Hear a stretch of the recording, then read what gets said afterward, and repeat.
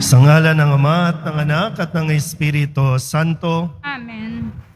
ang pagpapala ng ating Panginoong Hesukristo, ang pag-ibig ng Diyos Ama, at ang pakikipagkaisa ng Espiritu Santo naway sumainyong lahat. At sumaiyo rin. Mga kapatid, upang tayo ay maging marapat gumanap sa banal na pagdiriwang, aminin natin at pagsisihan ang ating mga kasalanan. Inaamin ko sa makapangyarihang Diyos at sa inyo mga kapatid, na lubha akong nagkasala sa isip, sa salita at sa gawa, at sa aking pagkukulang. Kaya isinasamo ko sa mahal na Birheng Maria, sa lahat ng mga anghel at mga banal, at sa inyo mga kapatid, na ako'y panalangin sa Panginoong ating Diyos. Kaawaan tayo ng makapangyarihang Diyos, patawarin tayo sa ating mga kasalanan at patnubayan tayo sa buhay na walang hanggan. Amen. Panginoon, kaawaan mo kami. Panginoon, kaawaan mo kami. Kristo, kaawaan mo kami. Kristo, kaawaan mo kami. Panginoon, kaawaan mo kami. Panginoon, kaawaan mo kami. Pangin tayo. Ama naming makapangyarihan, lingid sa aming paningin ang mga inihanda mo para sa mga nagmamahal sa iyo. Padaluyin mo sa amin ang agos ng iyong pag-ibig upang sa pagmamahal namin sa iyo ng higit, makamtan namin ang iyong mga pangakong di malirip na hindi pa sumasagi sa isip namin o panaginip. Inilulog namin ito sa pamamagitan ni Jesucristo, kasama ng Espiritu Santo, magpasawalang hanggan. Amen. Magsiupo muna po ang lahat. Pagbasa mula sa aklat ni Propeta Isaías. Ang sabi ng Panginoon sa kanyang bayan, ayon sa katarungan at laging matwid ang inyong gagawin. Ang pagliligtas ko'y di na magluluwat. Ito ay darating. Ito'y mahahayag sa inyong paningin. Ito naman ang sabi ng Panginoon. Ang mga dating dayuhan na ngayoy kabilang sa kanyang bayan, buong pusong naglilingkod sa kanya, nangingiling sa araw ng pamamahinga at matapat na nag-iingat sa kanyang tipan. Dadalhin ko kayo sa Sion, sa aking banal na bundok. Ipadarama ko sa inyo ang kagalakan ng aking templo. Tatanggapin ko ang inyong mga handog, at ang templo ko'y tatawaging bahay dalanginan ng lahat ng bansa. Ang salita ng Diyos. Salamat sa Diyos. Naway magpuri sa iyo ang lahat ng mga tao. Naway magpuri sa iyo ang lahat ng mga tao. O Diyos, pagpalaing kami't kahabagan. Kami, Panginooy, iyong kaawaan, upang sa daigdig mabatid ng lahat ang iyong kalooban at ang pagliligtas. Naway magpuri sa iyo ang lahat ng mga tao. Naway purihin ka ng mga nilikha, pagkat matwid kang humatol sa madla. Ikaw ang patnubay ng lahat ng bansa. Naway magpuri sa iyo ang lahat ng mga tao. Purihin ka nawa ng lahat ng tao. Purihin kanila sa lahat ng dako. Ang lahat sa ami iyong pinagpala. Naway igalang ka ng lahat ng bansa. Naway magpuri sa iyo ang lahat ng tao.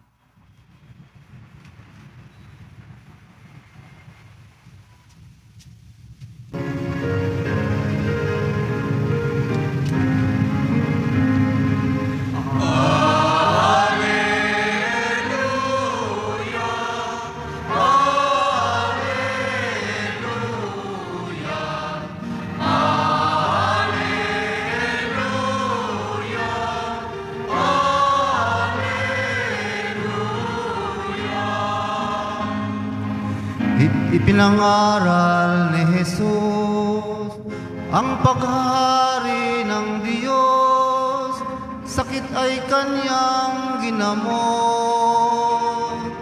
Alleluia,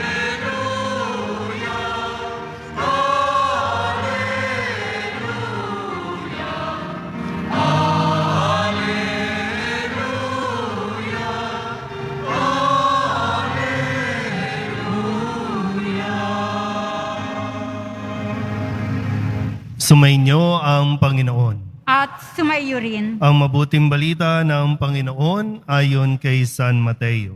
Papuri sa iyo, Panginoon. Noong panahong iyon, si Jesus ay nagpunta sa lupaing malapit sa Tiro at Sidon.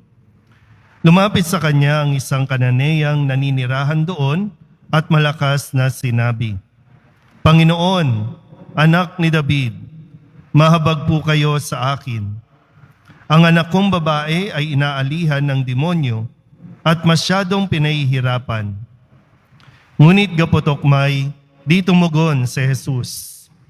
At lumapit ang kanyang mga alagad at sinabi sa kanya, Pagbigyan na nga po ninyo at nang umalis. Siya'y nag-iingay at susunod-sunod sa atin.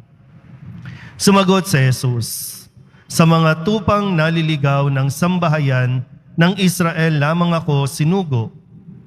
Ngunit lumapit sa kanya ang babae, lumuhod sa harapan at ang sabi, Tulungan po ninyo ako, Panginoon. Sumagot si Jesus, Hindi dapat kunin ang pagkain ng mga anak upang ihagis sa mga tuta. Tunay nga po, Panginoon, tugon ng babae. Ngunit ang mga tuta man ay nagsisikain ng mumong nalalaglag sa hapag ng kanilang Panginoon. Kaya sinabi sa kanya ni Jesus, Napakalaki ng iyong pananalig. Mangyayari ang inihiling mo. At noon di gumaling ang kanyang anak. Ang mabuting balita ng Panginoon. Pinupuri ka namin, Panginoong Heso Kristo.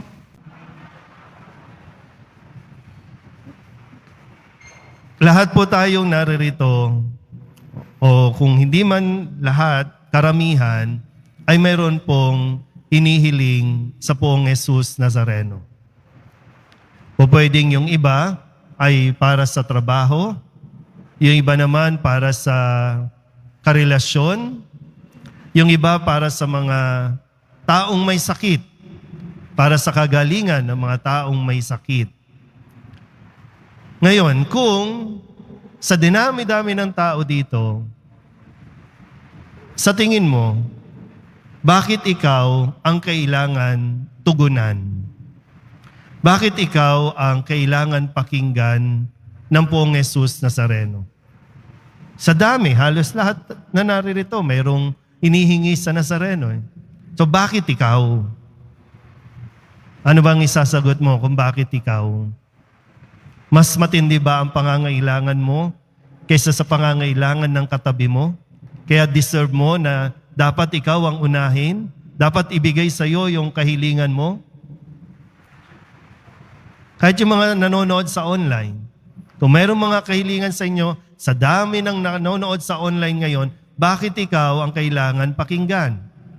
Bakit ikaw ang kailangan pagkalooban ng panalangin? Sa tingin nyo ba, deserve mo ang inihingi mo? Yan. Yan po yung magandang mapagnilayan natin sa atin pong pagdiriwang ngayon, lalo tigin, ipinapakilala sa atin ni Jesus itong isang babae, isang Kananeya. Kasi kung titingnan natin sa kwento dito, marami pong taong nakapaligid kay Jesus nung panahon na iyon nang sila ay sumapit doon sa isang bayan, doon sa malapit sa Tiro at Sidon. Maraming tao ang nag-uunahan marahil na makahawak kay Kristo sa poong Nazareno para sa kanilang pag-aakala nagagaling sila makahawak man lang doon sa laylayan ng damit. O nagbabaka sakali na baka sila mismo ay may sakit at gusto nilang mapagaling. So bakit nag-stand out itong Kananeyang ito, itong babaeng ito, na itinuturing naman ng mga taga roon na isang makasalanan, isang pagano. Pero bakit siya ang napakinggan ng poong Nazareno? Yan. Meron ba tayong katangian ng katulad ng Kananeyang ito? Tingnan po natin, Ano ba yung tinataglay nitong babaeng ito? Una ay yung kanyang pag-ibig sa kanyang anak.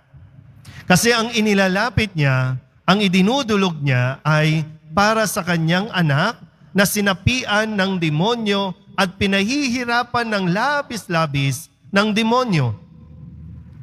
At bilang isang ina, siguro talagang hirap na hirap siyang makita ang kalagayan ng kanyang anak.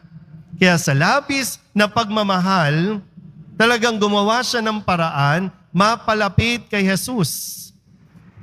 Mahirap yung kanyang susuungin, pero hindi siya nawalan ng pag-asa. So meron siyang pag-ibig, meron siyang pag-asa. Yung pag-ibig niya sa kanyang anak na para mapagaling, yun ang kanyang pag-asa na pinangahawakan para mas lumakas ang loob niya na kahit harangan siya ng mga tao, kahit na pag-isipan siya at husgahan siya ng mga tao, hindi niya papansinin ito. Makalapit lang kay Jesus. At itong pag-ibig, pag-asa na kanyang daladala, ang nagdala sa kanya sa isang mas malalim na pananampalataya kay Jesus. Yung pananampalataya na nangangahulugan ng pagkilala at pagtanggap niya kay Jesus. Kaya nga yung sumisigaw siya, Panginoon, anak ni David, maawa po kayo sa akin. Alam niyang hindi siya karapat-dapat. Alam niyang hindi siya kauri ng mga Hudyo. Pero taglay itong pananalig na ito, pagkilalang ito kay Jesus, kaya siya napagkalooban ng kahilingan, ng kagalingan para sa kanyang anak. Pakatandaan po natin, sa harap o sa harapan ng pong Jesus Nazareno, na kung tutusin siya pa nga ang nakaluhod para sa atin, napakaraming bagay tayong hinihingi na hindi naman natin deserve. At huwag nating sasabihin na bakit kailangan sagutin ng Nazareno ang kahilingan ko dahil ako ay isang deboto. Kasi kung deboto ka lang, pero hindi mo naman kinikilala ang poong Jesus Nazareno, huwag kang umasa. Na minsan binibida natin yung ating mga sarili, ginagamit natin yung ating mga affiliation para lamang mauna, para lamang magkaroon ng special treatment. Deboto ako, kaya dapat ako mauna. Pero ang tanong, nagtataglay ka ba nitong pag-ibig, pag-asa, at pananampalataya sa poong Jesus Nazareno? Para masabing mangyayari ang inihiling mo. Kasi marami sa atin, marami sa kwento, kapag umihiling sa Nazareno, doon lang tayo mabait, doon lang tayo talaga umiiyak. Pero kapag nakuha na natin yung gusto natin, wala na, itsapera na ulit ang Panginoon. Marami din, iiyak pa sa Nazareno, hahawak sa Nazareno, pipila para makalapit sa Nazareno. Pero pagkatapos naman dito, lalapit din naman sa mga manghuhula. So nagdududa ka pa rin sa poong Nazareno? Kung ano ang sagot para sa panalangin mo? Kung anong ibibigay para sa kahilingan mo? Yan. So sana po, sa misang ito, mas makita rin natin ulit ang ating mga sarili at pakatandaan natin, tayo po ay nakikiusap lamang sa Panginoon. Hindi tayo karapat-dapat humiling sa Panginoon. Hindi rin tayo karapat-dapat para pagbigyan ng Panginoon. Pero dahil sa pag-ibig at habag ng Diyos sa atin, kaya niya tayo pinakikinggan. Kaya't wag natin nahayaan na maagaw ito sa atin. Mawala na lahat ng mga material na bagay sa iyo. Lahat naman yan, kaya pang ibalik. Maipupundar ulit yan. Pero wag mong hahayaan mawala o agawin sa iyo ang pananampalataya sa poong Jesus Nazareno. Amen?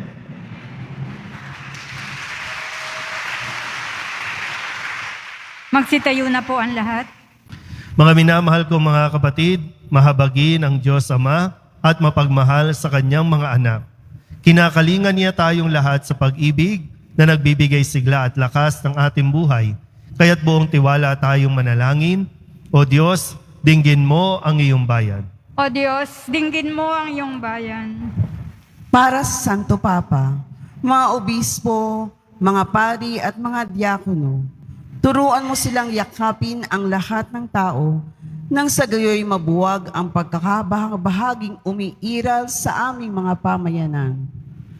Manalangin tayo. O Diyos, dinggin mo ang iyong bayan. Para sa mga pinuno ng pamahalaan, naway maging tapat sila sa kanilang tungkulin, maglaan ng mga programa para sa mga dukha, mga biktima ng karahasan, at mga pinabayaan ng kanilang mga pamilya. Manalangin tayo. O Diyos, dinggin mo ang iyong bayan.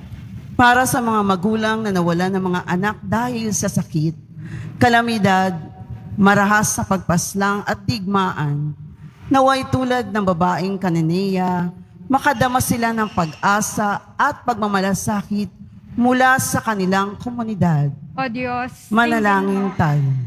O Diyos, dinggin mo ang iyong bayan. Para sa mga dumaranas na matinding pagsubok sa buhay, mga nasiraan ng loob, mga may sakit at nag-aagaw buhay, naway dulutan mo sila ng ginhawa sa katawan at kaluluwa. Manalangin tayo. O Diyos, dinggin mo ang iyong bayan. Para sa mga kapatid naming yumao, matanggap nawa nilang awat habag mo, O Diyos, upang ganap nilang makamtan ang buhay na walang hanggan. Manalangin tayo. O Diyos, dinggin mo ang iyong bayan. Sa ilang sandali ng katahimikan, ating ipanalangin ang iba pang mga pangangailangan ng ating pamayanan, pati na rin ang ating sariling kahilingan. Manalangin tayo. O Diyos, dinggin mo ang iyong bayan. Ama, sa gitna ng mga pagsubok sa buhay, taos-puso kaming nananalangin sa iyo. Iligtas mo kami, palakasin mo ang aming loob at gawin mo kaming tapat at mapagmahal mong anak. Inihiling namin ito sa pamamagitan ni Kristo na nabubuhay at nagahari kasama mo at ng Espiritu Santo magpasawalang hanggan. Amen. Magsiupo muna po ang lahat.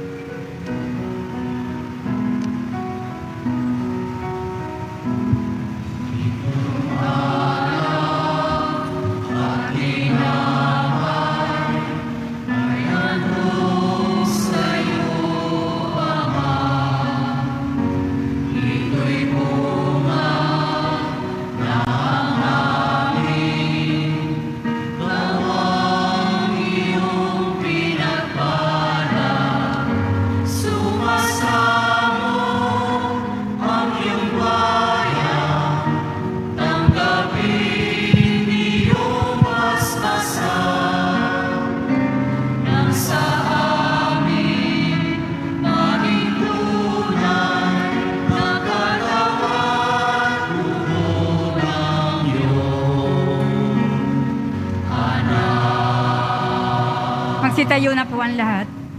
Manalangin kayo mga kapatid upang paghahain natin ay kalugdan ng Diyos sa mga makapangyarihan. Tanggapin nawa ng Panginoon itong paghahain sa iyong mga kamay, sa kapurihan niya at karangalan sa ating kapakinabangan at sa buong sambayanan niyang banal. Ama naming lumikha, tanggapin mo ang mga alay upang maganap ang pagpapalitan ng iyong kaloob at ng aming handog sa aming paghahain na iyon na ring ibinigay para kami maging marapat na iyong paunlakan sa pamamagitan ni Jesucristo kasama ng Espiritu Santo magpasawalang hanggan. Amen. Sumainyo ang Panginoon. At sumaiyo rin. Itaas sa Diyos ang inyong puso at diwa. Tinaas na namin sa Panginoon. Pasalamatan natin ang Panginoong ating Diyos. Marapat na siya ay pasalamatan. Ama naming makapangyarihan, tunay ngang marapat na ikaw ay aming pasalamatan. Sa iyong kagandahang loob, kami ay iyong ibinukod upang iyong maitampok sa kadakilaan mong lubos. Kahit na ikaw ay aming tinalikdan, dahil sa aming pagkasalawahan, gumawa ka pa rin ng magandang paraang may manguna sa amin para ikaw ay balikan. Kaya't ang iyong minamahal na anak ay naging isa sa mga taong hamak upang may kapwa kaming makapagligtas sa aming pagkapahamak at pagkaligaw ng landas. Kaya kaysa ng mga anghel nagsisiawit ng papuri sa iyo na walang humpay sa kalangitan kami nagbubunyi sa iyong kadakilaan.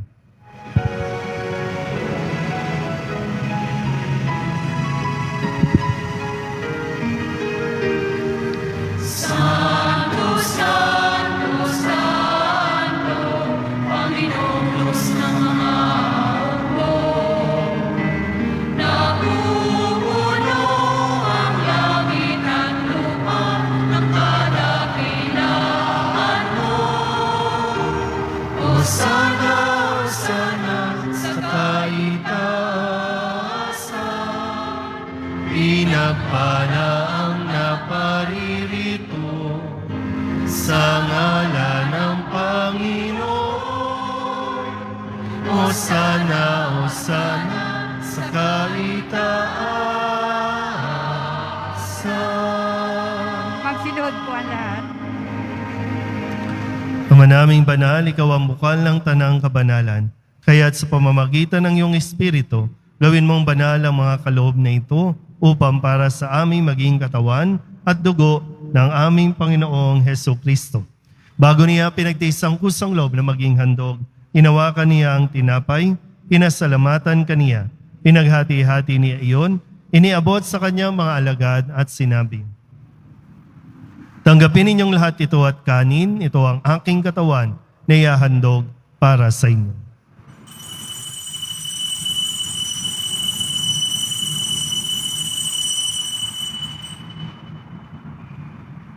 Gayun din naman, nung matapos ang hapunan, hinawakan niya ang kalis, muli kaniyang pinasalamatan.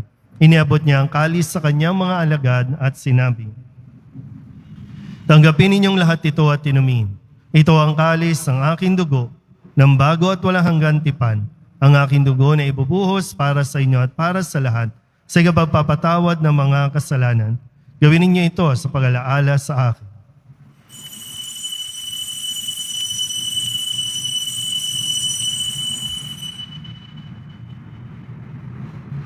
Magsitayo na po ang lahat. Ipagbunyi natin ang misteryo ng pananampalataya. Si Kristo'y namatay, si Kristo'y nabuhay, si Kristo'y babalik sa wakas ng panahon. Ama, ginagawa namin ngayon ang pag-alaala sa pagkamatay at muling pagkabuhay ng iyong anak. Kaya tiniaalay namin sa iyo ang tinapay na nagbibigay buhay at ang kalis na nagkakaloob ng kaligtasan. Kami napapasalamat dahil kami iyong minarapat na tumayo sa harap mo para maglingkod sa iyo. Isinasamo namin kami magsasalo-salo sa katawan at dugo ni Kristo ay mabuklod sa pagkakaisa sa pamamagitan ng Espiritu Santo. Ama, lingapin mo ang iyong simbahang laganap sa buong daigdig. Puspusin mo kami sa pag-ibig kay San Francisco na aming Papa at ni Jose na aming Obispo at ng Tanang Kaparian. Alalahanin mo rin ang mga kapatid naming nahimlay na may pag-asang sila'y muling mabubuhay, gayon din ang lahat ng mga pumanaw. Kawaan mo sila at patuloyin sa iyong kaliwanagan. Kawaan mo at paginapating kaming lahat na makasalo sa iyong buhay na walang wakas. Kaysa ng mahal na Birhen Maria na Ina ng Diyos, ng kabiyak ng puso niyang sa San Jose.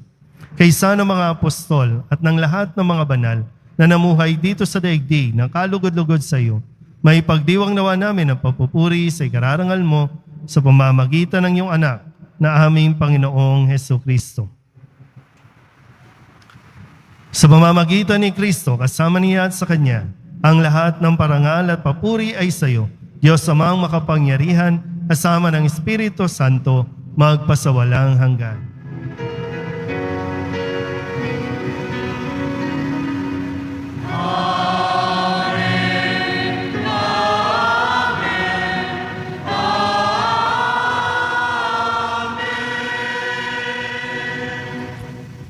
Sa tagubili ng mga nakagagaling na utos sa turo ni Jesus sa Panginoon natin at Diyos, ipahayag natin ng lakas loob. Ama namin, Masa langit ka, sambahin ang ngalan mo. Mapasa amin ang kaharian mo. Sundin ang loob mo dito sa lupa para nang sa langit. Bigyan mo kami ngayon ng aming kakanin sa araw-araw. At patawarin mo kami sa aming mga sala para ng pagpapatawad namin sa mga nagkakasala sa amin. At huwag mo kaming ipahintulot sa tukso at iadya mo kami sa lahat ng masama. Inihiling namin kami iadya sa lahat ng masama, pagkalooban ng kapayapaan araw-araw, iligtas sa kasalanan at ilayo sa lahat ng kapahamakan, samantalang aming pinananabikan ang dakilang araw ng pagpapahayag ng tagapagligtas naming sa Jesucristo. Sapagkat iyo ang kaharian at ang kapangyarihan at ang kapurihan magpakailanman. Amen. Panginoong Jesucristo, sinabi mo sa iyong mga apostol, kapayapaan ang iniiwan ko sa inyo, ang aking kapayapaan ang binibigay ko sa inyo. Tunghayan mo ang aming pananampalataya at huwag ang aming mga pagkakasala. Pagkalooban mo kami ng kapayapaan at pagkakaisa ayon sa iyong kalooban, kasama ng Espiritu Santo, magpasawalang hanggan. Amen. Ang kapayapaan ng Panginoon ay laging sumainyo. At sumaiyo rin. Mabigayan po tayo ng kapayapaan sa isa't isa. Kordero ng Diyos na nag-aalis ng mga kasalanan ng sanlibutan, maawa ka sa amin. Kordero ng Diyos na nag-aalis ng mga kasalanan ng sanlibutan, maawa ka sa amin. Kordero ng Diyos na nag-aalis ng mga kasalanan ng sanlibutan, pagkaloob mo sa amin ang kapayapaan. Magsiluhod po tayo.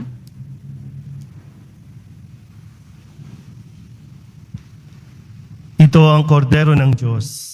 Ito ang nag-aalis ng kasalanan ng sanlibutan. Mapalad ang mga inaaniyahan sa kanyang piging. Panginoon, hindi ako karapat-dapat na magpatuloy sa iyo, ngunit sa isang salita mo lamang ay gagaling na ako. Katawan ni Kristo, Amen.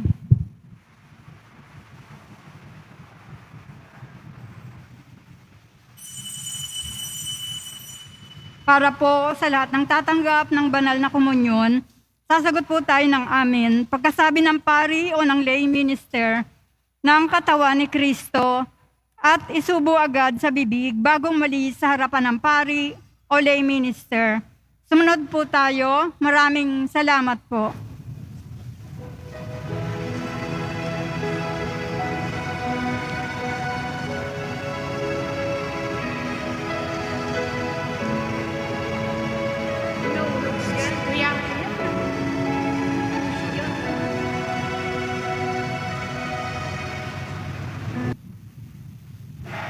Magsitayo na po ang lahat.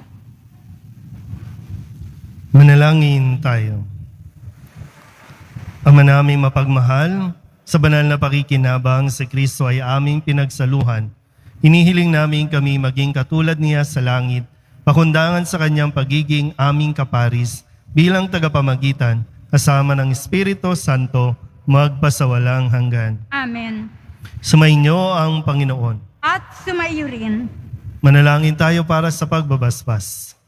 Mahal na pong Jesus Nazareno, inihayag mo sa pamamagitan ng krus ang walang maliw na pag-ibig ng Diyos sa sangkatauhan. Pakinggan mo ang kahilingan ng iyong angkan na nagsusumamo sa iyo. Makamtanawa nila ang inyong katugunan at tanggapin ang kasagutan na may utang na loob na tinatanaw. Basbasan din po ninyo mga dala-dala nilang mga imahin at dasalan at lahat ng mga may karamdaman. Sa pamamagitan ng bendisyon na ito, naway maalala nila ang mga pangako nila noon sa binyag, na ikaw ay kanilang ibigin at paglilingkuran bilang Panginoon magpasawalang hanggan. Amen. At pagpalain kayo ng makapangyarihang Diyos, Ama at Anak at Espiritu Santo. Amen. Umayo kayong taglay ang kapayapaan ng poong Jesus Nazareno. Salamat sa Diyos. Magandang tanghali po.